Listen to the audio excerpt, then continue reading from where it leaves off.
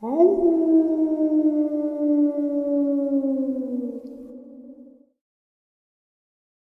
greetings and salutations, everyone. I hope everyone is doing well, and welcome to this night-ending bonus upload. Before we jump into it, a couple links. As many of you know, I rely on Patreon, PayPal, channel membership, and the merch to help the channel to continue to grow and go. Links to Patreon, PayPal, and channel membership is in the description below. Merch displayed directly under the video.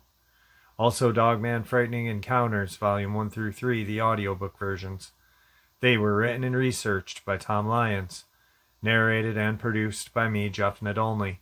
Those audiobooks are available on Audible, Amazon, and iTunes, links to which are also in the description as well. And finally, last but definitely not least, if you'd really like to help support the channel to continue to grow and go, simply subscribe. It does not cost a cent. Click that like button, takes half a second. If you don't want to miss out on any of the informative uploads I put out daily, click that bell icon, and folks, please leave a comment and share the video. Why? Well, because all these things really do help the channel to continue to grow and go.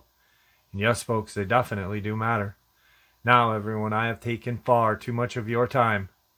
Let's jump in to this night-ending bonus, shall we? Hello, Jeffrey, my friend. With careful consideration, even if I do this anonymously, there is still possibilities of being identified, which would be no fault of your own. Government and agencies within the governments can do things that can destroy your life in an instant. I must decline your offer of telling my story on the air. But what I have done for you, I've written it out to the best of my recollection and memory to go a bit more into depth without compromising the State Security Act. I hope you find a more complete encounter of interest. I wrote it out as much information as I possibly could give. I hope to hear the full account on your channel if you are willing to retell it. Hello again, Jeffrey. The encounter of a Brigadier General. This encounter took place just over 30 years ago now, in 1989/90. I am now a retired Brigadier General from the IDF military forces, but still work for my government. A great deal of all of this is still classified by my government personnel/country of origin, and places cannot be named, I'm sorry. I can tell you more than what I did in the first go-around, as I did not want to drag it out.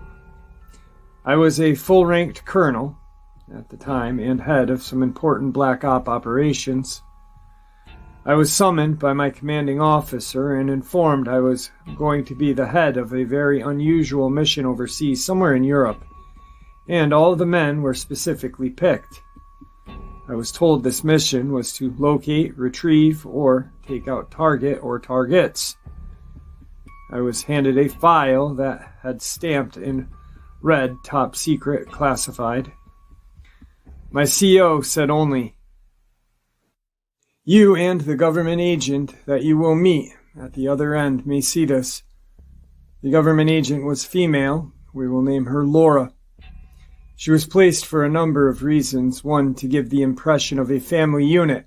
The other reasons are classified, for most part of the journey to the safe house was pretty uneventful, and in the middle of nowhere, nothing out of the ordinary. And as we drove into the area, you felt the atmosphere completely change. For one moment, you heard the birds and nature all around you. Once we drove into the area, that suddenly came to an abrupt halt, and you felt suddenly very uncomfortable. I thought this was odd, but didn't take that much notice of it.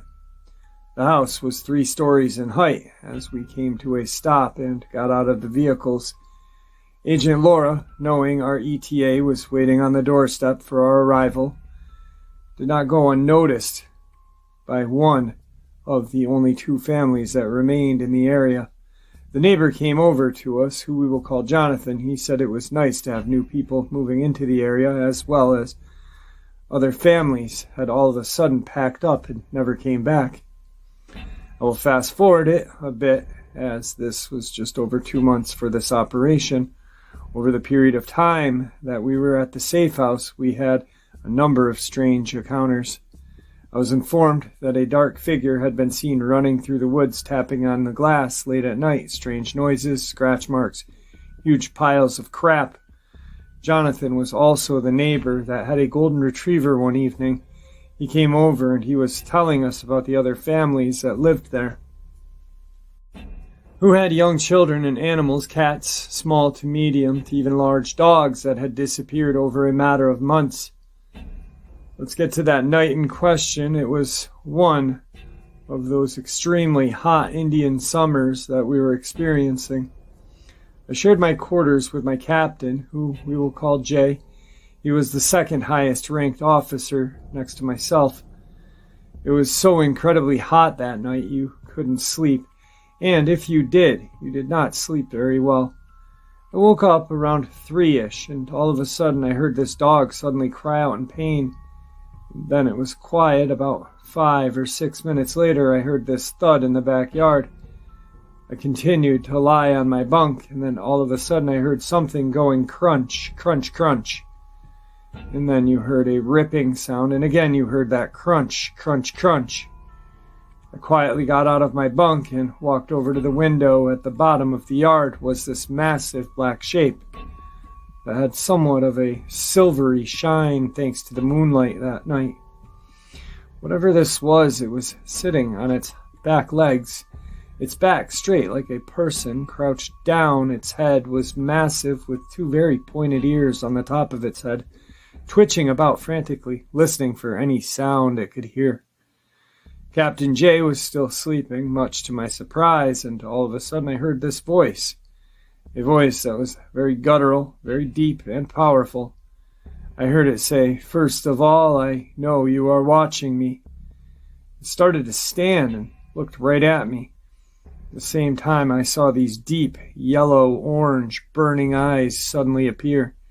As it stood up, the head turned over the shoulder. You could see the twist in the midsection as its shoulder came into view. Its fur was black, extremely shiny, and long in certain places. What details you could see with the moonlight was very impressive. This creature's torso was extremely ripped with muscle, extremely powerful, the same with what you could see of its legs. Its arms were extremely long and hairy. The digits you could see its nails were extremely long and also pointed, which could do considerable damage. And then spoke again. "I can hear you. I can smell you," as this creature stood up. It was just about 7 feet tall, maybe taller. I saw what it was eating. It had killed Jonathan's golden retriever. All I could see what was left was the 2 back legs and its tail. All of a sudden I heard Jay say, "What in the hell was that, sir?" I stopped and looked back at Jay for no more than a blink of an eye. I looked back out of the window, and whatever this was, it had jumped the fence and went. I said to the captain, "Under no circumstances is this to go into your report come daybreak." I woke the captain up, and I said, "I'm going into the yard." I walked down to the bottom, what was about 100 to 110 yards or so. All I saw was blood and fur and pieces of flesh. I found the dog's head in the corner. It had been clearly ripped off and thrown. I went looking around and found a spade to bury what remained of the dog, hosed down the area to clean up the blood and mess. But how will I never forget that voice and those eyes that looked right through me.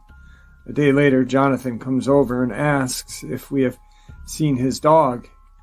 We had to say no, but we knew the truth of what happened that evening. 9 days after this, we completed our mission, got back into our vehicles, back to the airport, and then home. This is the full encounter. Thank you, Jeff, for sharing it. I trust you will not disclose any of my information. Today's second worldwide subscriber submission. Hello, Jeff. I live in Western Canada, and I've been an avid hunter and target shooter since my teen years. I'm semi-retired from a military career filled with travel and adventure. Deer hunting was my great passion, and although this never followed through naturally to bear hunting, I never gave up an opportunity to also hunt feral wild boar. With an occasional coyote hunt if a farmer asked for my assistance putting down some chicken thieves. Not long ago, while upland bird hunting in the northern boreal forest, I bumped into what I can best describe as a hyena, and we both parted ways after a brief encounter at a close distance. It jarred me somewhat, and the few trusted persons I related this to were extremely skeptical, so I kept my mouth shut from then onwards. However, I did have plans to encourage other hunters to accompany me to where I first encountered this hyena-like creature. I even had the pretense cover story to bring heavier than usual firearms under the tale that this area is plagued with black bear and wolf packs. Believe me, this is not a huge stretch of truth in this swampy northern boreal forest. I purposely left out the hyena-like beast encounter for fear they would not believe me, or worse still, label me as an unreliable kook who could not be trusted. I even have a small stockpile of unusual ammunition to choose from. 100 German Brigadier classic 12-gauge slugs with the felt wad. The Alaskan State Trooper issue this same slug for local grizzly, polar, and black bear. Also, 75 rounds of heavy shot, hog wild, .625 caliber buckshot that's now discontinued remarkably. You would not believe the felt recoil of these rounds through a normal 12-gauge pump-action shotgun, but with an improved modified choke, I get about a 3-inch spread at 25 meters. Jeffrey, that's mighty comforting to have loaded in your shotgun and loose in your hunting coat pockets in the North Country. Same for the German Brennecks. Anyways, I had 3 good companions in mind that were 2 ex-army buddies and the son of one of these fine gentlemen. I trusted them all to be stalwart companions in this tight situation, and would never abandon me either. I had them convinced that in our group of 4, 2 each could pair up, and 1 in each pair armed with a 12-gauge, and I could provide the bear bullets just in case, so we could cover each other in case of a close encounter with the bear. You know this is still a bit deceitful of me, and I regret this thin veil of secrecy. Anyways, a week or so before my plan to return to this hunting party, I was at a local outdoor pistol range on a very nice day. I wanted to try out my .45 caliber revolver at the 25-meter range. I was there and had just fired 6 shots and was reviewing my target and about to reload. The whispering wind brought to my nose a horrid scent of dead animal and wet dog combined into one gut-wrenching stench. I was kind of surprised, and I realized suddenly there was no one else at this range, as the nearby rifle shooters had quietly packed up and left soon after I had arrived. My first inclination was this must be a black bear, but I was not taking any chances, and quickly, almost frantically, reloaded my .45. Then I came to another conclusion. There is no way that only one could be circling me, as there is at least 2 breaks in the edge of the tree line, to my right and left approximately 10 meters each side. Horrified now, I realized I was literally in the middle of them, encircling me, not the bear. I'd never seen them, but I had that very uneasy feeling of being watched and an ominous, threatening feeling deep in my gut. That distinct odor from at least 3 different locations, but I had mediocre control with a firearm literally within my hand, so my fear was tempered somewhat. Like a flash, it came to me. that I had to extricate myself immediately with only my 45 as my means of protection. Without reason or thinking, I announced loudly I was armed and prepared to defend myself. In retrospect, that's pretty damn stupid. Except results from. But this was a visceral reaction.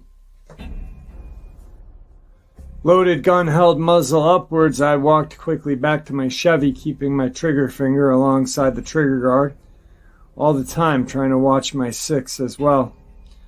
Yes, I was now inside of my truck cab with a loaded handgun. I was thankfully a very, very rare event for me. One I hope to never repeat in my lifetime. I drove out of there quickly, and I was 2 miles away when I pulled over and first stopped, then calmly unloaded my revolver and composed myself. While I was doing this, I did have a fixation. Something out there knew I had a plan to return to its forest home with armed companions. I truly believe it wanted me to know fully well this was a very bad idea, and it wanted me to know that they know my life habits and where I am most vulnerable to them at a time and place of their choosing. You can imagine I changed my plans, Jeff.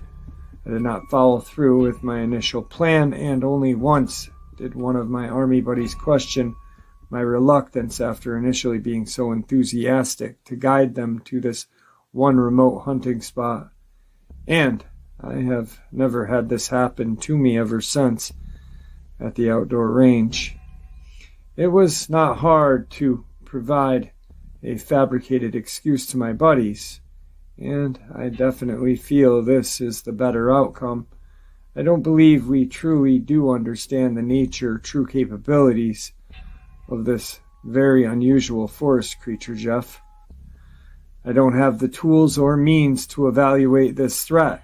Therefore, it's unworthy and stupid to place others at unknown risks as well, just because you don't want to be alone in front of it. If this was a black bear, wolf/wolves, cougar, or wild boar, it would now have its head hanging off of my living room wall. But I believe deeply it was none of those creatures. Take care, my friend. Today's third worldwide subscriber, Dogman submission. Hello, Jeff. I'll start by giving a brief background on my mom and how she came to encounter the Dogman on 2 separate occasions. My mother grew up during the 50s and 60s in a small town of rural New South Wales in the southeast of Australia. Although she never saw or even heard of Dogman until her encounter in 2018, she has, however, heard of Yahweh's or Sasquatch/Bigfoot sightings in the areas surrounding her hometown. She spent her life moving around the country and being a mom until one day she had a yearning in her heart to see her hometown once again. So she left the outback of Queensland for her hometown of Parkes, New South Wales. She couldn't land a house or accommodation in the town itself, but found a rental out at an old Air Force base called Bogan Gate that currently runs as an explosives manufacturing plant surrounded by a 7-foot barbed wire fence. Inside are cordoned off areas where civilians are not allowed, yet the old barracks of the Air Force personnel were available to the public for rental vacancy. It seemed no one stayed there long, as most houses were empty or used by fly-in, fly-out mine site workers, and a couple of senior citizens living the quiet life. So my mother moves into one of these old Air Force houses. She was there for roughly 4 to 6 months. I was in Perth, Western Australia at the time of her encounters. Although we have a close relationship, she chose to call me when she was terrified for her life late one night. At the time, I was unaware of Dogman, so I could not understand what she was seeing or going through.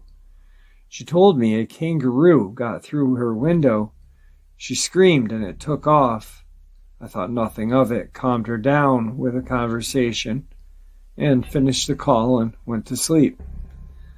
Later, however, I would put two and two together and discover her encounter was indeed a Dogman, and could not have been anything else. It had to have been a Dogman. This is what she told me. She was watching television late one night in her living room at around midnight. The living room is surrounded by windows that are pulled up and out like a 90-degree awning style opening. To open that window, you would have had to have grabbed the window and pulled up and out. So she was watching TV and she hears this crashing sound of the curtains and looks over.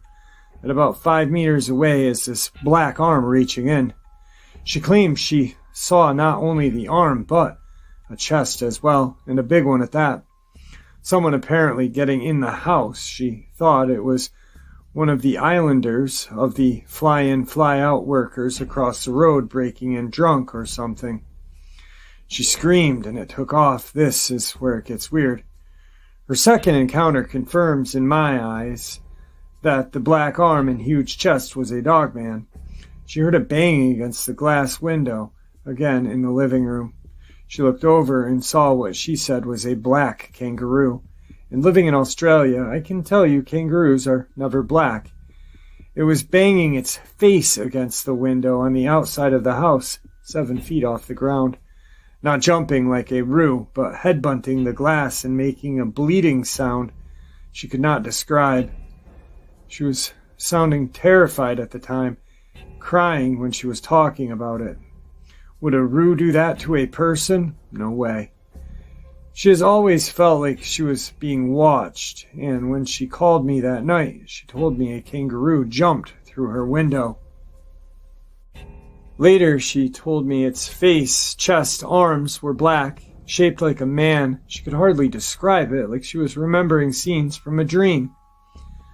Also, around the back of the house is another area between the back fence and the perimeter fence where late one night my sister and her partner heard great heavy galloping past the house. What else could this have been? I can only conclude Dogman. I would not be so sure, but I have heard of other sightings in the same general area from multiple sources. Absolutely terrifying. But I feel an attraction to these things and Yahwehs and cryptids in general. If money were no issue, I would spend much time and resources looking for these things. Also, my mother said that the scariest part was the eyes.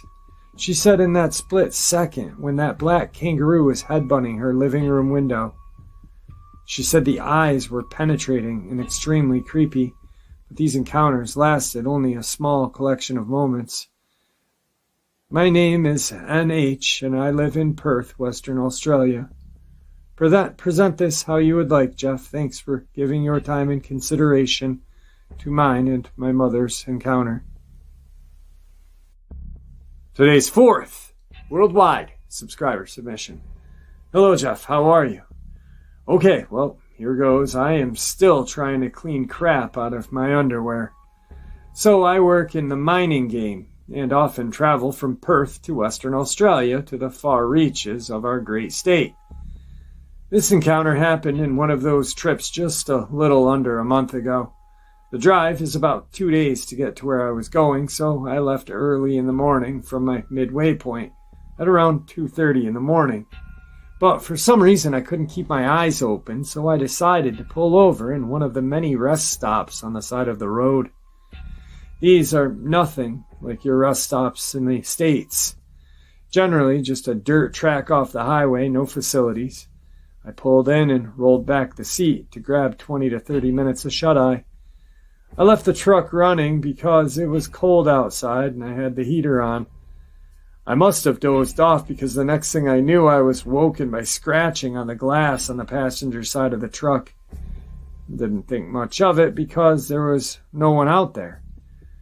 Then, not a second later, I heard this guttural low growl that sounded like a large dog, menacing, in a way that is a warning before they bite you.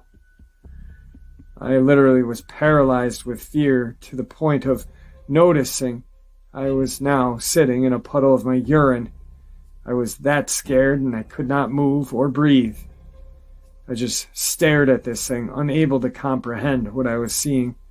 The window was cracked about a centimeter to stop the cabin from misting up, and this thing raised its nose to the opening like it was trying to get a proper sniff of me. Like I said, I was paralyzed with fear and unable to move a muscle, still not believing what I was seeing. But this time it was around 4:30 or 5, so still dark at this time of the year. It stared at me for what felt like an eternity, but I think it was only about a minute or so. Then it started making its way around the front of the truck. Also, I must add that it was at the height of the window, which is around 7 feet in your measurements, all while watching me and baring its teeth as it never took its eyes off of me. As it was coming around the windscreen, it broke eye contact as it moved past the door to the front. At that point is when I broke out of my trance and slammed the truck into gear and took off as fast as I could. Get that truck moving. I was hoping to hit it, but it moved out of the way too fast. I could see it in the trailer lights, just standing there on 2 feet. And as the back end of the truck went past it, it lumbered off into the brush at such a pace it was as if you blinked and you missed it. I don't know how much you know about Australia, but up north, there is hundreds and hundreds of square kilometers of nothing. These things could hide out here forever and never be seen. I'm sorry if it's not more exciting, but it was plenty for me. Needless to say, I don't stop on the side of the road anymore, no matter how tired I am. Thank you for taking the time to share my boring encounter. I listen to your channel, but never thought these things existed in Australia before. Maybe this is what the old tales refer to as the bunny yip in our folklore. Thank you, Jeffrey. GW. Today's 5th worldwide subscriber, Dogman submission. Hello, Mr. Nadolny. 6 months ago, I had no idea that Dogman ever existed. Because of what I saw on a clear day, I started to search the internet. I fell upon skinwalkers. I didn't know about them. I fell upon Dogman, and my heart started to race. I'm 60 years old, and I've experienced many things in my life, like everyone does. First thing that occurred to me, a bus station scream. I lived in Sherbrooke, Quebec, Canada, since 2009. Previously, I lived in a much larger city. I like this city here, surrounded by wooded areas. The city of Sherbrooke sits at a junction of 2 rivers, the St. Francis and the Magog River. You will notice that dogmen love creeks and rivers, since we can see far away the U.S. mountains from the road near my boyfriend's apartment facility. I understand now these creatures love creeks and small rivers to travel around in order to hide, drink, and hunt quietly and undercover. I said undercover because they do in subterranean areas like ours too. One night, between 9 and 10, I was the last remaining person waiting for my transfer bus at the Seagap bus transfer station. I don't remember the year exactly, sorry about that. It was a cold night of fall. As I said, I was alone by myself waiting for my transfer in my winter coat. Suddenly, up in the distance, I hear a powerful, awful, unknown animal scream like a T-Rex in Jurassic Park movie. I froze right there. It was far away in the east area of the city, probably coming from the woods around. I got scared and decided to wait inside the waiting room area. What in the hell was that? I have no idea up till now. Since that day, I was afraid to wait for the bus alone at the station. The second occurrence, 2018, don't remember the date at all. I have to explain that I live on a boulevard called Levegre into an apartment building. My boyfriend lives in the same boulevard, but further down. about 3 stops from me. At night, both of us can take the same bus to go back home. He drops off the bus first before me. 3 stops later, I drop off the bus too, go home. My apartment building is circled by homes, a soccer field, a fireman station, and other apartment buildings as well. Not too scary. My boyfriend lives in a complex facility made of 2 twin buildings for handicapped persons, from the wheelchaired people to other kind of impaired people. When I encountered my boyfriend 3 years ago, there was only 1 building there. All apartments are based on the first level. They built and opened the second building, a twin type of the first one, but down the hill, just 100 yards away from the first one. I never go down there because I just can't stand the woods in the back of these buildings, especially the second one, even in the daytime, which is more down the hill. And it's all dark and low from the street. I don't like the feeling at all. Gives me the creeps. Always gave me a feeling of being watched just facing the handicap complex facility. On the other side of the boulevard, there is an East Industry Center. And there is only companies there. Only those who work night shift are there at nights. All of this is cut into the wooded areas, little creeks of water, wild tuckets, etc. Those are full of white-tailed deer, fox, raccoon, squirrel, country mice, birds, and ravens. Kind of cute. Sometimes, when we watch television late at night, we see a group of deer eating grass and crossing the boulevard to the industrial center for other nearby wooded areas. I used to wait for the bus late at night. The bus stop facing the apartment of my boyfriend, but on the other side of the boulevard. Never alone. My boyfriend waited with me, equipped with a flashlight, in order to flash the bus driver to pick me up. It was dark when the bus ride up to the dark curve, and he just couldn't see someone waiting at the stop. I'm scared most of the time. I never wait alone at night. There is a big telephone pole line at the bus stop. This is important for the rest of the encounter, because on top of that, it happened on the daytime, not nighttime. One night I decided to sleep over at my boyfriend, who had to wake up early in the morning. Told him I would take the bus back home later in the day. Wasn't scared of daytime on the other side of the street. So my boyfriend left that morning, and I kind of slept a little longer. Later I got prepared and checked the bus pamphlet, locked the door with my own key, and headed for the bus stop on the other side of the boulevard. When you wait at the bus stop, you look down at your left to see if the bus is coming. There is woods, a company, woods again, yada yada. When you look at your right, same thing, but going up on the hill. That day, right besides the telephone pole, I looked to my right. Then I saw something. I put myself further out of the telephone pole and looked again. What is that? No cars, no trucks, nobody but that enormous black mass. Just a jet black mass that was there on the side of the road like an ink blast on the picture.